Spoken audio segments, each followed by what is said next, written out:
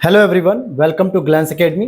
दोस्तों, इस क्लास में हम लोग कवर करेंगे घटना चक्र पूर्वालोकन सीरीज के हैंड रिटन नोट्स में इकोनॉमिक्स की क्लास कर रहे हैं, जिसमें ऑलरेडी 5 लेक्चर हमारे कंप्लीट हो चुके थे और आज हमारा लेक्चर नंबर 6 होगा, जिसमें हम लोग प्लानिंग चैप्टर से शुरू करेंगे।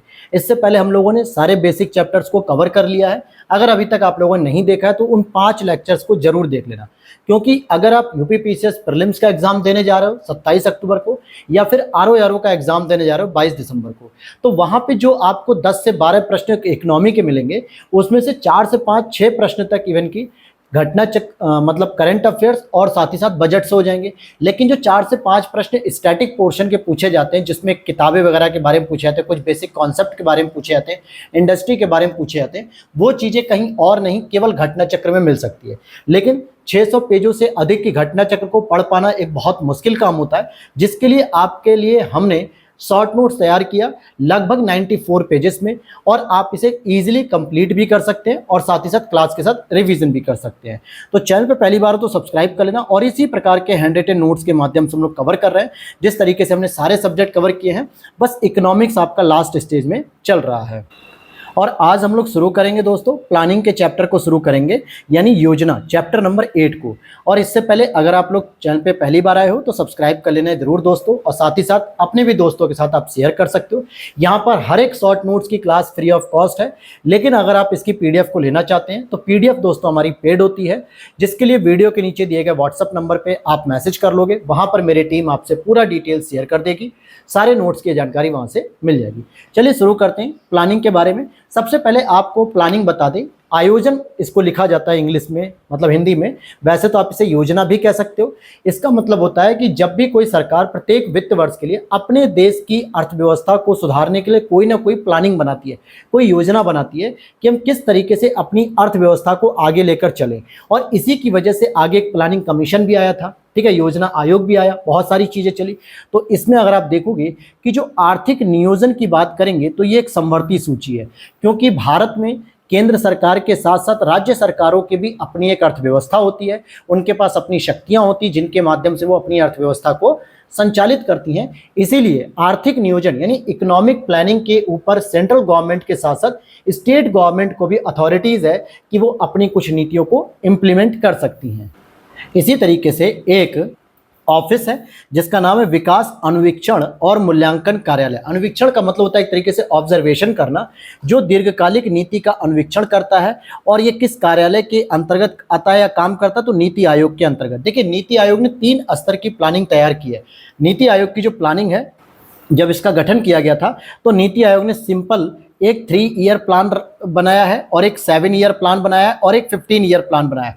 यानी अर्थव्यवस्था को, देश की अर्थव्यवस्था को इस तरीके से इन्हें प्लान करके चलाया जा रहा है कि 3 साल के जो टारगेट्स है उन्हें कैसे अचीव करना, 7 ईयर्स के टारगेट्स कैसे अचीव करने, और 15 ईयर्स के टारगेट कैसे अचीव करने, इसके बारे में। और इसका जो इस्टेब्लिशमेंट है इस कार्यालय का 18 सितंबर 2015 को गवर्नमेंट के द्वारा किया गया था। अब आप लोग कमेंट सेक्शन में बता देना कि नीति आयोग को कब स्थापित किया गया, योजना आयोग को रिप्लेस करते हुए। आगे देखते हैं, तो यहाँ पर कार्यक्रम मूल्यांकन कार्यक्रम और स्वतंत्र मूल्यांकन कार्यालय, इन दोनों का विलय करके ही इसका पूरा नाम बनाया गया है, जो आप अभी यहाँ पे पढ़ रहे हो, विकास अनुवीक्षण और मूल्यांकन कार्यालय। ये दोनों के साथ है। एनडीसी की बात करेंगे, नेशनल डेवलपमेंट काउंसिल। सामान्यतः ये संविधानेतर संस्था है। अब पहले आपको संविधानेतर संस्था में बता दूं, देखिए कुछ संस्थाओं का जिक्र किसी न किसी अनुच्छेद के माध्यम से संविधान में होता है, जिसको हम लोग संवैधानिक संस्था कहते हैं। जैसे आर्टिकल नंबर 280 के तहत वित्त आयोग की बात की जाती है, आर्टिकल नंबर 324 के तहत निर्वाचन आयोग की बात की जाती है, आर्टिकल नंबर 315 के तहत यूपीएससी कमीशन की बात की जाती है। तो अलग अलग प्रावधानों के तहत जब हमें कोई संस्था देखने को मिलती है कार्य करने के लिए, तो उसे हम कहते हैं संवैधानिक संस्था। वहीं पर कुछ संस्थाएं ऐसी होती हैं जो संसद अपने अधिनियम को पारित करने के साथ संस्थाओं का गठन करती हैं, उनको हम सांविधिक संस्था कहते हैं। लेकिन जब यहाँ पर संसद हट के कार्यपालिका जो सरकार होती है, जो प्रधानमंत्री मुख्यमंत्री की सरकारें होती हैं, जब ये अपनी आवश्यकता अनुसार किसी संगठन का गठन कर देती हैं, किसी संस्था का, तो उसे हम कहते हैं संविधानेतर, यानी संविधान के आगे जाकर इन्होंने संस्थाओं का गठन किया है। और इसी में एनडीसी भी आई थी। 6 अगस्त 1952 को इसका गठन किया गया था। मुख्य कार्य था कि पंचवर्षीय योजनाओं का अनुमोदन करना। जो 5 ईयर प्लान्स होते हैं उनका अनुमोदन करने के लिए इनको एस्टैब्लिश किया गया था। योजना आयोग को अशोक चंद्रा द्वारा भारत में आर्थिक मंत्री परिषद का भी टाइटल दिया गया था, क्योंकि ऐसा माना जाता था कि जो योजना आयोग के सदस्य थे वही मुख्य रूप से सरकार के अंतर्गत आर्थिक मंत्री परिषद में भी काम करते थे। तो कहीं ना कहीं ये एक आलोचना की जाती थी, जबकि इसको एक अलग स्वतंत्र निकाय के रूप में स्टैब्लिश किया जाना था और इसी उद्देश्य से स्टैब्लिश भी किया गया था कि इसमें हम कुछ ऐसे लोगों को शामिल करेंगे जो आर्थिक रूप से विशेषज्ञ होंगे, जो अर्थव्यवस्था को सुचारू रूप से चलाने में मदद करेंगे, क्योंकि भारत उस समय नवसृजित स्वतंत्र देश था और इसको बहुत सारी गुलामी से निकलने के बाद हाथ में कुछ नहीं लगा। इस वजह से इसको धीरे धीरे अपने कदम फूंक के आगे बढ़ना था, अमेरिका से भी सहयोग लेना था, रसिया से भी। तो ऐसी स्थिति में यहाँ पर जो मंत्री थे वही आर्थिक मंत्री परिषद के साथ योजना आयोग में भी शामिल हो गए और इस वजह से इसकी आलोचना भी की जाने लगी। फिर एनडीसी का अध्यक्ष कौन होता है? नेशनल डेवलपमेंट काउंसिल का अध्यक्ष प्रधानमंत्री नरेंद्र मोदी जी हैं वर्तमान में, अर्थात प्राइम मिनिस्टर ही इसके अध्यक्ष होते हैं। योजना आयोग का गठन 15 मार्च 1950 को किया गया था और फिर इसको समाप्त करते हुए नीति आयोग का गठन 1 जनवरी 2015 को कर दिया गया। इसमें एक अध्यक्ष होते हैं और 3 पूर्णकालिक सदस्य होते हैं, एक उपाध्यक्ष होते हैं, ठीक अलग अलग जो है कि इसके सदस्य होते हैं। अगर आप देखोगे तो पदेन अध्यक्ष इसके प्रधानमंत्री जी होते हैं। योजना आयोग के स्थान पर इसको गठित किया गया और यह सहकारी संघवाद के सिद्धांत पर आधारित है। सहकारी संघवाद का मतलब हो गया कि इसमें अध्यक्ष के तौर पे प्रधानमंत्री जी तो हैं ही हैं, बाकी जरूरत पड़ने पर इसमें संवाद करने के लिए हम प्रत्येक राज्यों के मुख्यमंत्रियों को भी शामिल करते हैं। और सहकारी संघवाद का मतलब भी दोस्तों यही होता है कि जब आप किसी भी नीति को बनाने के लिए राज्यों से भी सलाह मशवरा करते हैं और राज्यों को कितना नुकसान हो रहा है, कितना फायदा हो रहा है, कितना उनके लिए बेनिफिट रहेगा वहां की जनसंख्या के लिए, इन बातों को ध्यान में रखते हुए चर्चा करते, संवाद करते हैं, तो आप सहकारी संघवाद की ओर बढ़ते हैं। और हर एक देश के लिए, स्पेशली भारत जैसे लोकतांत्रिक देश के लिए सहकारी संघवाद का चर्चा होना बहुत जरूरी है। नहीं तो कई बार ऐसा होगा केंद्र और राज्यों के बीच में टकराव देखने को मिलता है। दिल्ली में देखो आप, अरविंद केजरीवाल की सरकार और केंद्र की भाजपा सरकार के बीच में टकराव होता है। बिहार में देख लीजिए, पहले होता था टकराव। अलग अलग नॉन सेंट्रल गवर्नमेंट वाले जो स्टेट होते हैं, जहां पे नॉन सेंट्रल गवर्नमेंट स्टेट होते हैं, पश्चिम बंगाल में देखिए तृणमूल कांग्रेस ममता बनर्जी जी की डायरेक्ट जो है कि टकरार होती है। तो ऐसी टकराहट को कम करते हुए में आर्थिक विकास करना होता है, जिसके लिए सहकारी संघवाद एक महत्वपूर्ण ढांचा होता है। इसमें एनडीसी भी एक इंपॉर्टेंट रोल प्ले करता है, इंटर काउंसिल स्टेट भी रोल प्ले करती है, नीति आयोग भी करती है। अब यहाँ पे नीति आयोग की फुल फॉर्म पढ़ेंगे तो national institution for transforming India, राष्ट्रीय भारत परिवर्तन संस्थान या प्रवर्तन संस्थान भी कह सकते हो। अगला पॉइंट है यहीं पे, भारत में सतत विकास लक्ष्यों यानी एजेंडा 2030 के समन्वय और कार्यक्रम हेतु नोडल संस्था कौन है? नीति आयोग। तो जो हमें विश्व के स्तर पे 2015 में हमने सस्टेनेबल डेवलपमेंट गोल जो 17 थे टोटल, इनको अचीव करने के लिए 2030 तक का लक्ष्य निर्धारित किया। इसमें भारत में नोडल संस्था के रूप में इसके लिए कौन काम कर रही है? नीति आयोग काम कर रहा है। और नीति आयोग के प्रथम उपाध्यक्ष अरविंद पनगड़िया जी थे और इन्हीं के नेतृत्व में दोस्तों 16वां वित्त आयोग गठित किया गया, जिसका कार्यकाल क्या है? 2026 से लेकर 30 तक, यानी इस 5 साल के लिए इकोनॉमिक फ्रेमवर्क को पूरा तैयार करना है कि कौन कौन से राज्यों के लिए कितना कितना योगदान वगैरह, ये सारी चीजें इसमें डिस्कस की जाएंगी। तो अरविंद पनगड़िया जी चर्चा में रहेंगे, याद रख लेना। 15वां वित्त आयोग एनके सिंह थे, 14वां वित्त आयोग आपके वाईवी रेड्डी थे। इस तरीके से कई बार आपसे क्रोनोलॉजी के तहत भी पूछ लिया जाता है। अब यहाँ पर अगले प्रश्न की ओर देखते हैं कि नियोजन पूर्व अपेक्षित समझा गया है। कब समझा जाता है? जब नियोजन पूर्व अपेक्षित के बारे में, अगर संतुलित सामाजिक आर्थिक विकास के लिए काम कर रहा है और विकास के लाभ समरूप में विस्तृत करने के लिए कर रहे हैं और आंचलिक विषमताओं को दूर करने पर ध्यान केंद्रित करने के लिए भी किया जा रहा हो, साथ ही साथ उपलब्ध संसाधनों के उपयोग को अधिकतम बनाने के लिए यानी सदुपयोग करने के लिए, कहते हैं ना कि संसाधनों का अधिकतम उपयोग करना। तो प्लानिंग जो होती है दोस्तों, नियोजन जो होता है वो बहुत बड़े स्तर पे की जाती है, जिसमें मुख्य रूप से 4 फैक्टर तो आपके कंप्लीट होने चाहिए। क्या? कि सामाजिक आर्थिक विकास संतुलित होना चाहिए और विकास के लाभ समरूप रूप से जो है कि सभी लोगों को समान रूप से मिलने चाहिए। और इसीलिए तो नरेंद्र मोदी जी के द्वारा नारा दिया गया सबका साथ सबका विकास, यानी समान रूप से सबका विकास होगा। आंचलिक विषमता यानी कि जो क्षेत्रीय विषमता है, अब जैसे मान लो नॉर्थ ईस्ट के राज्य बहुत पिछड़े हुए हैं, कुछ सीमावर्ती राज्य और भी है जो पिछड़े हुए हैं, तो इनको भी बराबर लेकर चलना है और साथ ही साथ जितने भी हमारे पास प्रकृति में संसाधन उपलब्ध हैं उनका अधिकतम उपयोग किया जा सके। अब दोस्तों यहाँ पर क्या होता है कि इस तरीके जो चैप्टर्स होते हैं, जो टॉपिक होते हैं ना, ये आपके यूपी पीसीएस प्रीलिम्स में ही पूछे गए हैं, यूपीएससी में पूछे गए हैं, बिहार पीसीएस में, आरओ में पूछे गए हैं। लेकिन जब आप इनको किताबों में ढूंढते हो तो इस तरीके से नहीं मिलता। और दूसरी चीज, हर एक पॉइंट आपको एक किताब में नहीं मिल पाता, केवल और केवल घटनाचक्र पूर्वालोकन मिलता है। लेकिन किताब इतनी बड़ी होती है कि फिर पढ़ना बड़ा मुश्किल हो जाता है। इसीलिए शॉर्ट नोट्स बहुत मददगार होते हैं क्विक रिवीजन के लिए, लास्ट के 2-3 महीने के लिए तो बहुत बेस्ट होते हैं। और वैसे भी मैंने ऑलरेडी 4 से 5 महीने पहले ही सारे सब्जेक्ट को कंप्लीट भी करा दिया, सारे सब्जेक्ट को रिवीजन भी करवा दिया, वीडियोस भी बना के सारे सब्जेक्ट की पीडीएफ भी अवेलेबल करा दी थी। इकोनॉमिक्स थोड़ा सा डिले हो गया था, जो अब मैं लगातार कोशिश कर रहा हूं कि आपके अगले 1 हफ्ते में पूरी इकोनॉमी भी कंप्लीट हो जाएगी। इसी के साथ अगर आप देखोगे, गॉडगिल मुखर्जी फॉर्मूले के अंतर्गत अधिकतम भार जो है जनसंख्या 1971 के अकॉर्डिंग दिया गया, इसका कोई मतलब नहीं है। चलिए, अच्छा, यहाँ पर एक मॉडर्न हिस्ट्री के दौरान नेशनल प्लानिंग कमेटी का एक गठन किया गया था सुभाष चंद्र बोस जी के निर्देशन में 1938 में, और जिसके अध्यक्ष जवाहरलाल नेहरू जी थे। तो नेशनल प्लानिंग कमेटी इसको कहा जाता था। इसी तरीके से 1944 में गांधीवादी योजना को भी प्रतिपादित किया गया था श्रीमन नारायण अग्रवाल जी के द्वारा। ये बहुत बड़े गांधीवादी विचारक थे। भारत में नियोजित विकास का विरोध किसने किया था? महात्मा गांधी जी ने किया था। अब आपके दिमाग में आएगा कि सर, महात्मा गांधी जी तो पंचायती राज की बात करते थे, कुटीर उद्योगों की बात करते थे, लघु उद्योगों की बात करते थे, सर्वोदय का विकास की बात करते थे, सबका साथ सबका विकास, ग्रामीण विकास की बात करते थे। फिर वो नियोजित विकास का क्यों विरोध कर रहे हैं, प्लान्ड इकोनॉमी का क्यों? उनके पीछे क्या कारण था? इन्होंने कहा कि वस्तुओं के उत्पादन और उपभोग हेतु स्थानीय संसाधनों तथा कार्यबल का उपयोग किया गया। ठीक है, अगर आप इनका प्रयोग करके अगर नियोजित विकास करो तब तो ठीक है, अदरवाइज आप क्या करोगे? बड़ी बड़ी इंडस्ट्रीज को पकड़ोगे, बड़े बड़े इंडस्ट्री को ठेके दोगे, जिससे ग्रामीण स्तर पे, स्थानीय स्तर पे उनका दोहन होगा, मतलब शोषण होगा। तो इस चीज को रोकने के लिए ही इन्होंने ऐसा कहा। नेक्स्ट यहाँ पर देखते हैं हम लोग, नेक्स्ट क्या लिखा हुआ है। 1950 में जयप्रकाश नारायण जी के द्वारा सर्वोदय योजना का प्रारूप भी तैयार किया गया था। सर्वोदय योजना, अच्छा, गुन्नार मेडल ने अपनी एक पुस्तक लिखी है, Indian economy planning in its border setting, में रोलिंग प्लान को विकासशील देशों के लिए सजेस्ट किया था। ध्यान से समझना, गुरनार मेडल की जो पुस्तक है, पहले तो इसका नाम याद रख लेना। और जो रोलिंग प्लान होता है दोस्तों, जो 5 ईयर प्लान होता है, इसी को रोलिंग प्लान कहा जाता है। और इन्होंने विकासशील देश, जो कि भारत जैसे देश है, इनके लिए सजेस्ट किया था कि हर 5 साल पे छोटे छोटे टारगेट्स को अचीव करते रहो और अपने देश को एक आर्थिक ग्रोथ की ओर ले चलो। तो इसी को चल योजना भी कहते हैं, रोलिंग प्लान भी कहते हैं। एक दीर्घकालिक योजना के तौर पर ये काम करते हैं। अब रोलिंग प्लान की अवधारणा की बात करते हैं तो इसकी अवधारणा जनता सरकार द्वारा मोरारजी देसाई जी के द्वारा 1978 में दी गई थी, जिन्होंने 5वीं पंचवर्षीय योजना, जो कि 1974 से 79 तक जानी थी, एक अनवरत योजना के रूप में, लेकिन इसको ब्रेक कर दिया 1974 से 78 में ही इन्होंने ब्रेक कर दिया। 4 साल में इसको ब्रेक करके रोलिंग प्लान की तरफ इन्होंने काम किया।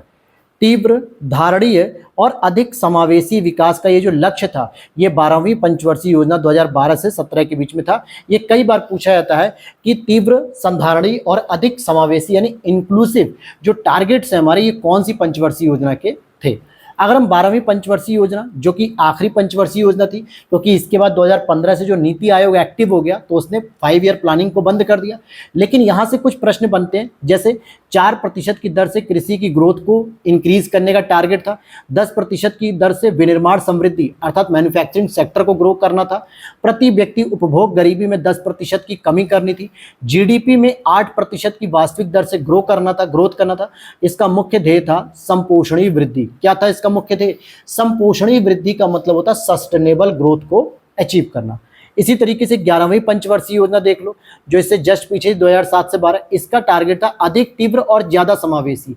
लेकिन इसमें अगर आप देखोगे, जैसे ही आप संधारणीय वर्ड जोड़ देते हो तो ये आपकी 12वीं पंचवर्षीय योजना का टारगेट बन जाता है। तो 11वीं और 12वीं में बस एक अंतर आता है छोटा सा। आगे देखते हैं, 6ठी पंचवर्षीय योजना, जो कि 1980 से 85 तक थी। इसका मुख्य लक्ष्य था एकीकृत ग्रामीण विकास कार्यक्रम शुरू करना, यानी कि गांव के लिए एक एकीकृत कार्यक्रम शुरू किया जाएगा। और सबसे फेमस आपसे पूछा जाता है कि गरीबी उन्मूलन या गरीबी हटाओ का नारा कौन सी पंचवर्षीय योजना में दिया गया? तो 5वीं पंचवर्षीय योजना में, जिसका उद्देश्य था आत्मनिर्भरता और शून्य विदेशी सहायता घोषित करना। यानी हमें विदेशों से कोई सहायता नहीं चाहिए, हम अपने आप को आत्मनिर्भर करेंगे और गरीबी हटाने पर काम करेंगे। 5वीं पंचवर्षीय योजना 74 से 79 के बीच में देखने को मिलती है। अगला प्रश्न यहाँ पे हरित क्रांति के संदर्भ में। हरित क्रांति की शुरुआत इंडिया में 1966 से 67 के दौरान हुई थी। 14 बैंकों का राष्ट्रीयकरण 1969 में हुआ। गरीबी हटाओ का नारा 1971 में दिया गया। और ये तीनों ही इंपॉर्टेंट जो है कि क्रोनोलॉजी के तौर पे पूछ लिया जाता है। तो ये क्रमिक विकास की बात की जा रही है। किस पंचवर्षीय योजना के अंतर्गत समाज के समाजवादी ढांचे की स्थापना का संकल्प लिया गया? तो सेकंड पंचवर्षीय योजना, जो कि महालनोबिस मॉडल के नाम से भी जानती है, क्योंकि पहली पंचवर्षीय योजना हैवी इंडस्ट्री पर नहीं थी बल्कि एग्रीकल्चर पे फोकस कर रही थी, हैरड डॉमर मॉडल के नाम से। लेकिन जब ये फेल हो गई, क्योंकि एग्रीकल्चर को ग्रो करने के लिए भी हमारे पास जो पूंजी होनी चाहिए थी, जो एडवांस क्वालिटी के बीज होने चाहिए थे, जो मैन्युफैक्चरिंग यूनिट होनी चाहिए थी, वो थी ही नहीं। इस वजह से पीसी महालनोबिस जी जब सेकंड पंचवर्षीय योजना का प्लान लेकर आते हैं 56 में, तो वो एक हैवी इंडस्ट्री की ओर बात करते हैं कि हमें पूंजीगत व्यय करना चाहिए, कैपिटल इंडस्ट्री हमें डेवलप करनी चाहिए, जिससे हमारी एग्रीकल्चर की ग्रोथ भी होगी, साथ ही साथ इंडस्ट्रियल ग्रोथ भी हमारी सुनिश्चित हो सकेगी। तो इसे पीसी महालनोबिस मॉडल भी कहा जाता है या आर्थिक मॉडल भी कह सकते हो। और इन्होंने इंडस्ट्रियलाइजेशन पर फोकस किया और ये मॉडल हमारे भारत में 1991 तक चलता रहा, जब मनमोहन सिंह जो वित्त मंत्री थे और पीवी नरसिम्हा राव जी जो प्रधानमंत्री थे, इन दोनों के नाम से एक मॉडल आता है, नरसिम्हा राव मॉडल। ठीक है, मनमोहन सिंह और नरसिम्हा राव मॉडल आता है, जो 1991 में एलपीजी मॉडल के नाम से जाना जाता है, जिसमें उदारवाद, वैश्वीकरण और निजीकरण को बढ़ावा दिया गया था। फिर आते हैं प्रथम पंचवर्षीय योजना।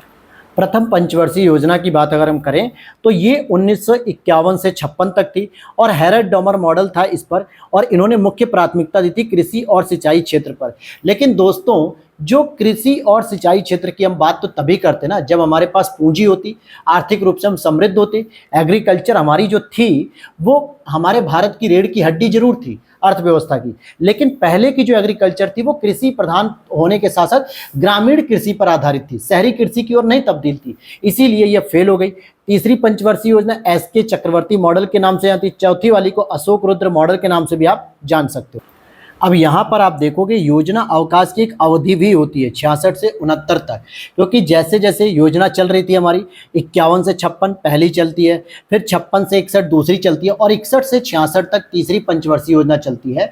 लेकिन फर्स्ट वर्ल्ड वार जो हो रहा, फर्स्ट वर्ल्ड वार कह रहा हूँ सॉरी दोस्तों, वहाँ पर नेहरू जी की मृत्यु होने के बाद और भी कई सारे ऐसे राजनीतिक कारण थे जिनकी वजह से 1966 से 69 तक कोई भी योजना अवकाश मतलब योजना नहीं चली, 5 ईयर प्लानिंग रेगुलर नहीं हो पाई और इसी को योजना में अवकाश की दशक घोषित कर दिया गया। तो इन 3 वर्षों को याद रख लेना। कौन सा दशक भारतीय नियोजन के इतिहास में रोजगार विहीन वृद्धि का दशक रहा? 1991 से 2000 का दशक, यानी कि इसमें रोजगार को वृद्धि नहीं करनी है, रोजगार विहीन हमें ग्रोथ करनी थी। और 20 सूत्रीय कार्यक्रम 1975 में प्रारंभ किया गया था, जिसका उद्देश्य था कृषि एवं औद्योगिक उत्पादन को बढ़ावा देना। और ये 1975 में इंदिरा गांधी गवर्नमेंट के सरकार के द्वारा 20 सूत्रीय कार्यक्रम लाया गया था। प्लान्ड इकोनॉमी फॉर इंडिया, यह पुस्तक के लेखक श्री एम विश्वेश्वरैया जी हैं, याद रख लेना।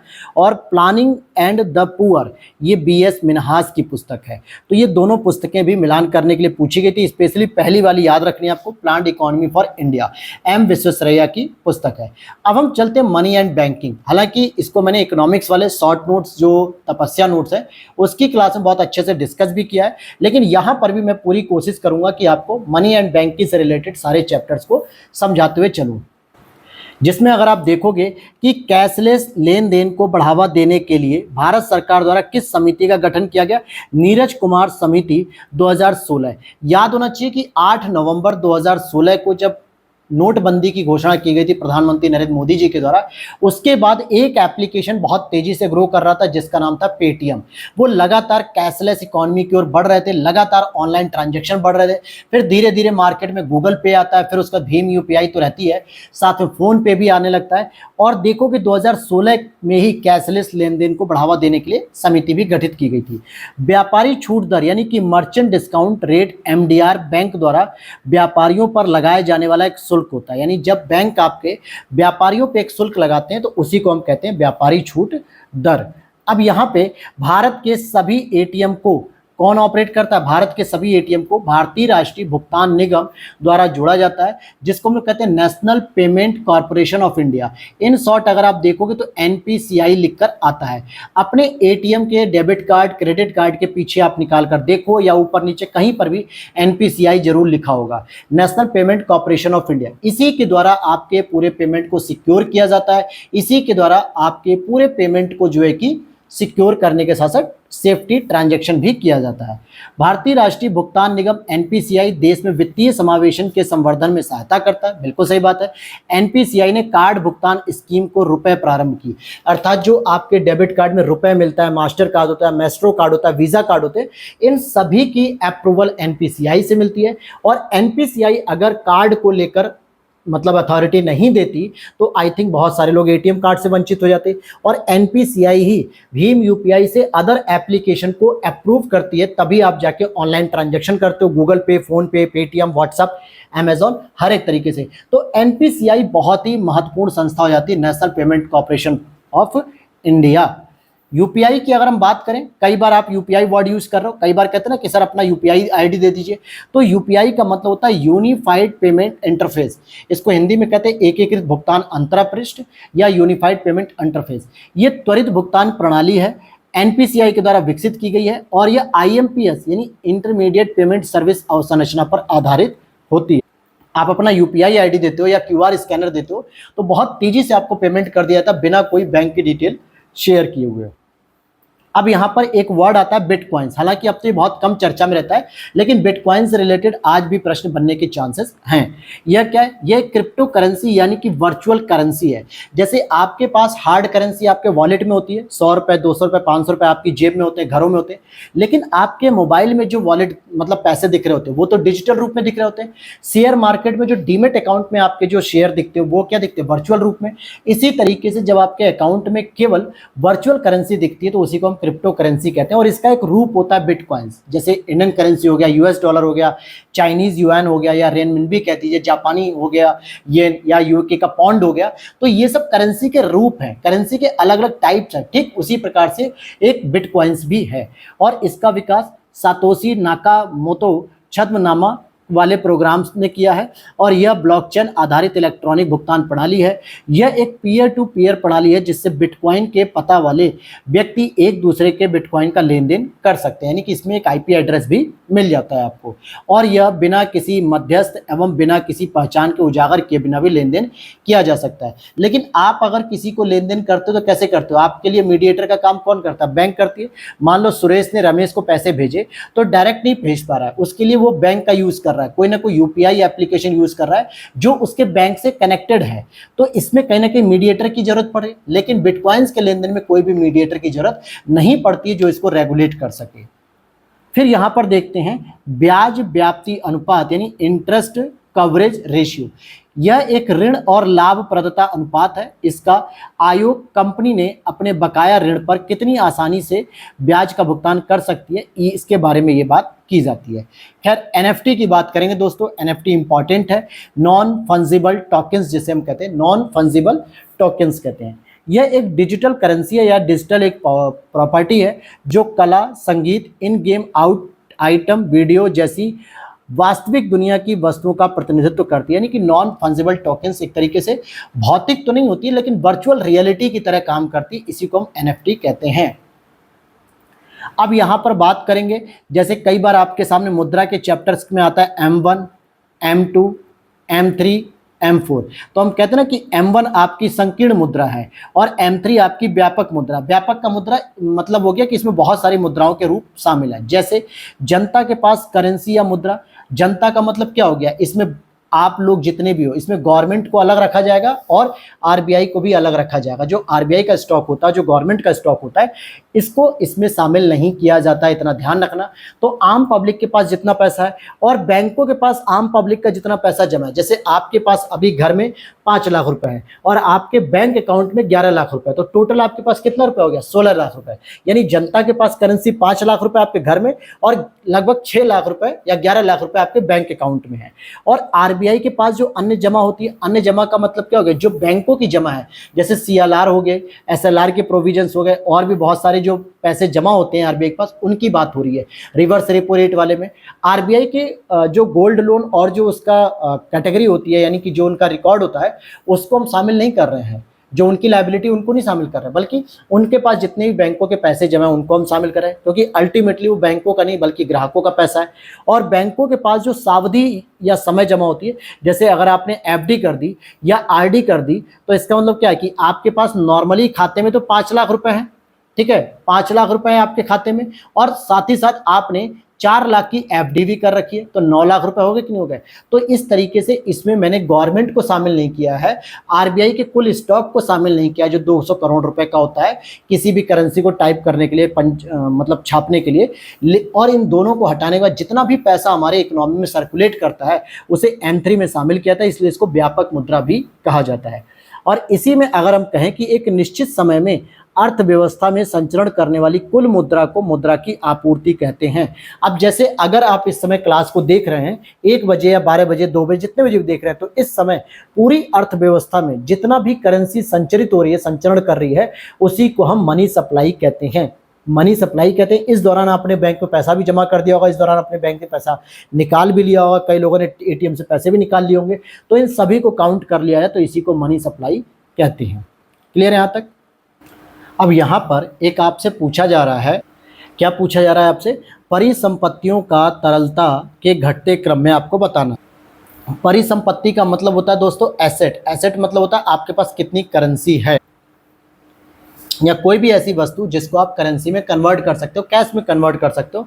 और तरलता का मतलब होता है लिक्विडिटी, इकोनॉमी की भाषा में लिक्विडिटी इसको बोलते हैं, कि कितने कम समय में आप जो है कि उसको कर सकते हो। अगर आप करेंसी को देखोगे, सबसे अधिक तरल आपके पास क्या है? ऑलरेडी आप किसी भी वस्तु को बेचते हो, घर को बेचोगे, प्रॉपर्टी बेचोगे, गाड़ी बेचोगे, बंगला बेचोगे, आप अल्टीमेटली कैश को ही तो प्राप्त करना चाह रहे हो, लेकिन करेंसी तो पहले से लिक्विड है, तो इसको हम सर्वाधिक तरल कहेंगे। फिर बैंकों के पास जो मांग जमा है, आपने जो पैसा नॉर्मली सेविंग अकाउंट में जमा किया है, आप बैंक जाके किसी भी समय अपने पैसे को निकाल सकते हो 10 बजे से लेकर 4 बजे के बीच में, या फिर आप एटीएम से भी किसी भी समय 24/7 आवर्स, आप 24/7 का मतलब रात में भी अगर आप एटीएम से निकालोगे तो बैंक मना नहीं करेगा, आपका पैसा आप अपना निकाल लो। और बैंकों के पास जो बचत जमा होती है, बैंकों के पास जो सर्वाधिक सावधिक जमा होती है, यानी कि एफडी की अगर हम बात करें, फिस्कल डेफिसिट जो फिक्स डिपॉजिट जो होता है, वो सामान्यतः हम लोग करते हैं 1 साल के लिए, 2 साल के लिए या 10 साल के लिए।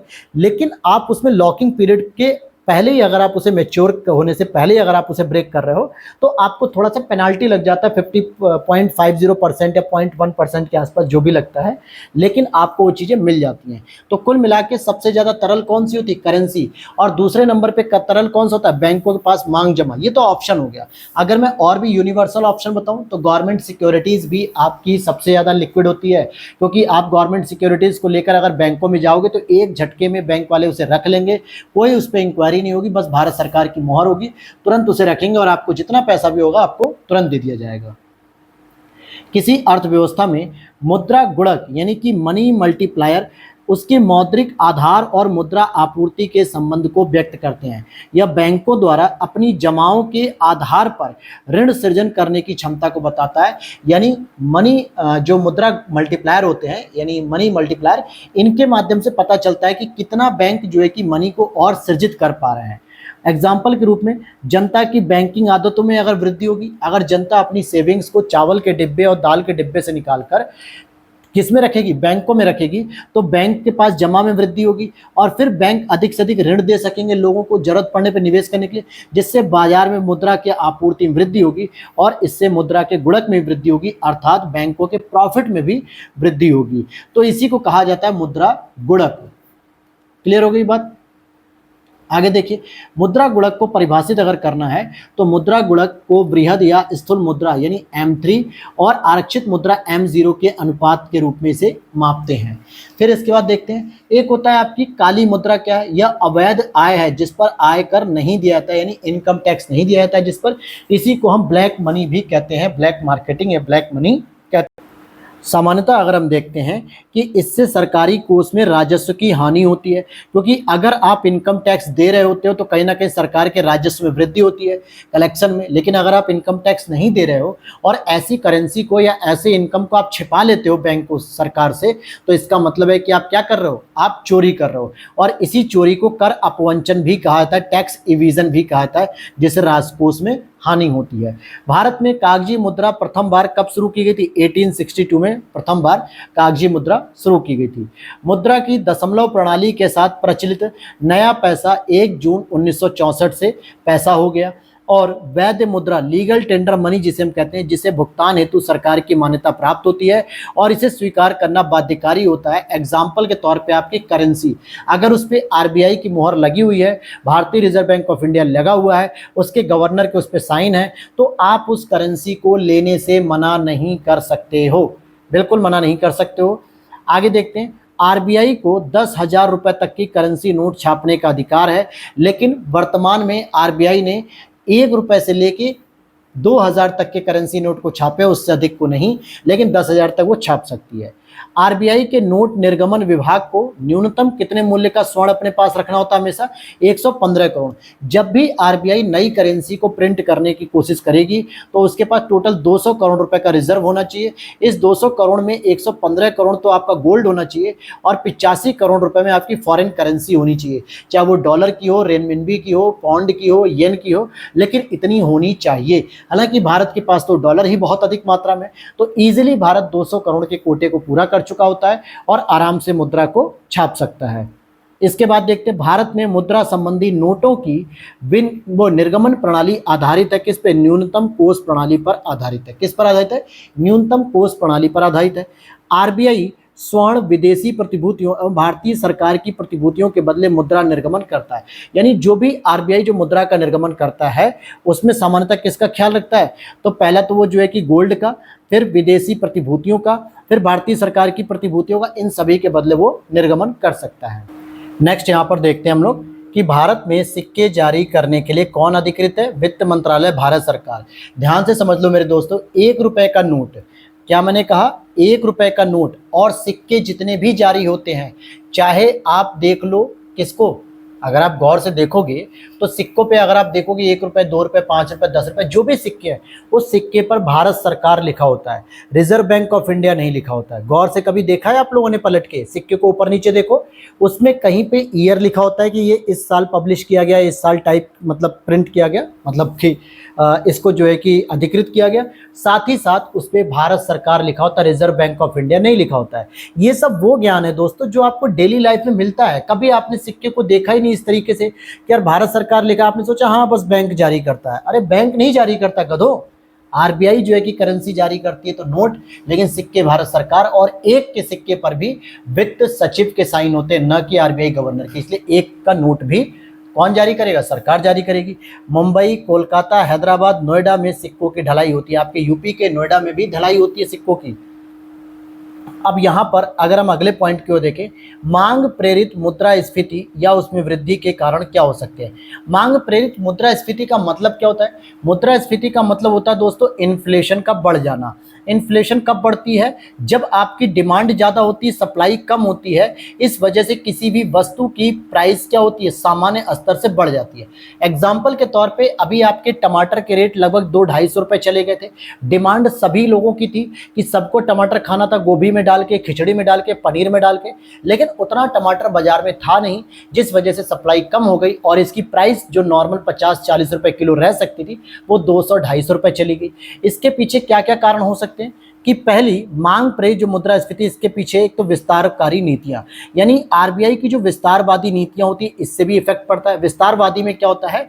हमेशा रेपो रेट वगैरह ये जो रेट होती है ना, ये कम कर दी जाती हैं, जिससे लोगों के पास अधिक से अधिक मनी पहुंचता है। अधिक से अधिक क्या होता है? पैसा पहुंच जाता है। जब लोगों के पास पैसा होता है तो बाजार में झोला उठा के पहुंच जाते हैं खरीदने। भाई एक गरीब व्यक्ति जिसके पास पैसा नहीं था तो वो टमाटर नहीं खरीद रहा था, लेकिन अब उसके पास भी पैसा हो गया तो वो भी टमाटर खरीदने लगा। राजकोषीय प्रोत्साहन, अगर सरकार भी राजकोषीय प्रोत्साहन के माध्यम से चाहे डीबीटी करे या फिर जो है कि डीबीटी की जगह और भी कई सारी योजनाओं के तहत आपको अगर पैसा देती है, वृद्धावस्था पेंशन या फिर किसान सम्मान निधि, छात्रवृत्ति, तो भी तो लोगों के पास पैसा पहुंच रहा है। और उच्च क्रय शक्ति भी अगर आपकी हो जाती खरीदने की, तो आप इन कारणों से नई नई चीज़ों की डिमांड करने लगते हो और जिसकी वजह से सप्लाई कम होने पर महंगाई बढ़ जाती है। आगे देखते हैं यहाँ पर मुद्रास्फीति की दर गिरने का निहितार्थ क्या होता है कि कीमतें पहले की तुलना में अधिक धीमे से बढ़ रही हैं। मुद्रास्फीति की दर अगर गिर रही है यानी महंगाई बहुत तेजी से गिर रही है, तो इसका मतलब है कि कीमतें जो है पहले की तुलना में अधिक धीमी गति से बढ़ रही है, मतलब बढ़ रही है लेकिन धीमे धीमे बढ़ रही है, क्योंकि बढ़ने का मतलब ही है मुद्रास्फीति होना, लेकिन धीमे गति से बढ़ रही है। अब यहाँ पे मुद्रास्फीति को पढ़ लो, ये सर्वाधिक लाभ ऋणी को मिलता है। इसमें ध्यान समझना, अगर यहाँ पे एक मुद्रास्फीति से लेके अगर कोई पॉइंट पूछ लिया जाए कि ऋणदाता को प्रॉफिट है या ऋणी को, ऋणी कौन होगा दोस्तों? जिसने लोन लिया है, ठीक है। और ऋणदाता कौन होगा? जो बैंक होता है, जो लोन देता है। तो प्रॉफिट किसको होता है मुद्रास्फीति का? ऋणी को होता है। सर्वाधिक लाभ ऋणी को होता है। उपभोक्ता, बॉन्ड या प्रतिभूतियों में निवेशक को हानि होती है, सामान्यतः बैंक को भी हानि होती है। कहने का सामान्य अर्थ हो गया कि अगर आपने कोई वस्तु ली है, सरकार से 15 लाख का लोन लिया, आपने 5 साल बाद सरकार मतलब आरबीआई बैंकों से 15 लाख का लोन लिया और आपने अगले 15 साल में 15 लाख रुपए ही रिटर्न किए, लेकिन आपने जो 15 लाख रुपए लेके कोई प्रॉपर्टी खरीदी है आज, वो आगे 15 साल बाद करोड़ों रुपए की हो सकती है, लेकिन बैंक को कितना दिया आपने? केवल 15 लाख रुपए दिए। उस पर जो थोड़ा बहुत आपने इंटरेस्ट दिया, 2-4 लाख रुपए एक्स्ट्रा दे दिए। तो असल में बैंक को घाटा हुआ, ऋणी को फायदा हुआ। ठीक है। वस्तुओं और सेवाओं के सामान्य कीमत स्तर में होने वाली सतत वृद्धि को ही हम प्रदर्शित करती है मुद्रास्फीति, इसे कहते हैं, यानी धीरे धीरे जो रेट बढ़ते हैं। जबकि गुड्स और सर्विसेज यानी वस्तु और सेवाओं के सामान्य कीमत स्तर में आई सतत गिरावट को जब प्रदर्शित करते हैं, तो हम इसे क्या कह सकते हैं? सामान्यतः वही चीज़ है कि आपकी जो गिरावट होती है, इसे भी हम प्रदर्शित करते हैं। अब यहाँ पर अगर हम एक बात करें नेक्स्ट आपकी अवरुद्ध मुद्रास्फीति यानी बॉटल नेक मुद्रास्फीति की बात करेंगे, और आज की क्लास में हम लोग बस यहीं तक पढ़ेंगे क्योंकि ये चैप्टर काफ़ी बड़ा है, तो हम लोग इसको आराम आराम से समझेंगे। अवरुद्ध मुद्रास्फीति को अगर हम इंग्लिश में कहते हैं bottle neck of inflation. Bottle का मुंह देखा है आपने? पानी बॉटल में जो भरा होता है बहुत ज़्यादा भरा होता है, लेकिन जब वो पानी निकलता है तो छोटा छोटा थोड़ा थोड़ा करके निकलता है, क्योंकि बॉटल के आगे का जो हिस्सा होता है, मुंह वाला हिस्सा, उसको पतला कर दिया जाता है। कहने का मतलब है कि सप्लाई हो तो रही है लेकिन बाधित होकर हो रही है, एक साथ पानी नहीं आ रहा है। हमें बहुत जोर की प्यास लगी, हमें चाहिए 1 सेकंड में गिलास भर जाए, लेकिन गिलास भरने में लगभग 3 सेकंड लगते हैं, 4 सेकंड लगते हैं। तो कहीं ना कहीं आपको ब्रेक लग रहा है बॉटल ने। तो जब आपूर्ति जबरदस्त ढंग से घट जाती है जबकि मांग उसी स्तर पे बनी रहती है, कहने का मतलब आपकी डिमांड तो है लेकिन आपूर्ति घट रही है, अर्थात कहीं ना कहीं कालाबाजारी हो रही है, जिसकी वजह से सामान को स्टॉक किया जा रहा है ताकि बाद में जब सामान की कमी हो जाए बाजार में, तब उतारेंगे तो हम महंगा प्रॉफिट कमाएंगे। और हेडलाइन इन्फ्लेशन क्या होती है दोस्तों? हेडलाइन मुद्रास्फीति या शीर्षक मुद्रास्फीति, जिसमें खाद्य एवं ईंधन की कीमतें, ध्यान समझना, फूड इन्फ्लेशन के साथ साथ फ्यूल इन्फ्लेशन में होने वाले उतार चढ़ाव को भी शामिल किया जाता है, तो उसी को हम हेडलाइन इन्फ्लेशन भी कहते हैं। एक कोर इन्फ्लेशन भी होती है जिसमें खाद्य एवं ईंधन की कीमतों में होने वाले उतार चढ़ाव को शामिल नहीं किया जाता। यानी कोर इन्फ्लेशन क्या होगी? जब आप फूड इन्फ्लेशन और फ्यूल की इन्फ्लेशन को हटा देते हो, बाकी सभी चीज़ों की आप इन्फ्लेशन को काउंट करोगे तो उसे हम कहते हैं कोर इन्फ्लेशन। लेकिन अगर आप इसमें फूड और फ्यूल दोनों की इन्फ्लेशन को इंक्लूड करते हो तो हेडलाइन इन्फ्लेशन हो जाता है। हालांकि 2014 से आरबीआई द्वारा मुद्रास्फीति के मापन के लिए उपभोक्ता मूल्य सूचकांक को अपनाया गया, और मुद्रास्फीति की दर माप किस आधार पर की जाती है? एक तो सीपीआई हो गई, कंज्यूमर प्राइस इंडेक्स, फिर डब्ल्यूपीआई होलसेल प्राइस इंडेक्स, और श्रमिकों का जीवन निर्वाह लागत सूचकांक। इन चारों पे बात करके हमने इसकी बात की है। फिर यहाँ पे देखते हैं शीर्षक मुद्रास्फीति टोकरी में सभी वस्तुओं के मूल्य परिवर्तन को संदर्भित करती है। जो शीर्षक मुद्रास्फीति का मतलब होता है हेडलाइन इन्फ्लेशन, और इसमें किसके मापन आधार जो होते हैं? वो सामूहिक उपभोक्ता मूल्य सूचकांक के आधार पर इसका मापन किया जाता है। तो आज हम लोग बस यहीं तक इस क्लास को रखेंगे। क्लास थोड़ी सी छोटी है क्योंकि सीपीआई और डब्ल्यूपीआई को हम लोग एक साथ कवर करेंगे। ये रहा आपका सीपीआई का टॉपिक रहेगा, और इसके बाद आपको मिलेगा यहाँ पे डब्ल्यूपीआई का टॉपिक। तो दोनों को एक साथ अगर हम पढ़ेंगे तो तुलनात्मक रूप में ज़्यादा बेहतर आप समझ पाएंगे। अगर मैं आज केवल सीपीआई पढ़ा दूँ और डब्ल्यूपीआई कल पढ़ाऊँगा तो हो सकता है चीज़ें नहीं याद रहेंगी, इसीलिए कल हम लोग इसको पढ़ेंगे। तो वीडियो अच्छी लगी तो लाइक कर देना, और अगर आप इसकी पीडीएफ लेना चाहते हो तो वीडियो के नीचे दिए गए व्हाट्सअप नंबर पर मैसेज कर लेना, वहाँ पर इसकी पेड इन्फॉर्मेशन दे दी जाएगी, कितनी प्राइस है, क्या चीज़ें हैं, सारी इन्फॉर्मेशन आपको वहाँ पर मिल जाएगी। तो मिलते हैं नेक्स्ट वीडियो में। Thanks for watching. जय हिंद, जय भारत।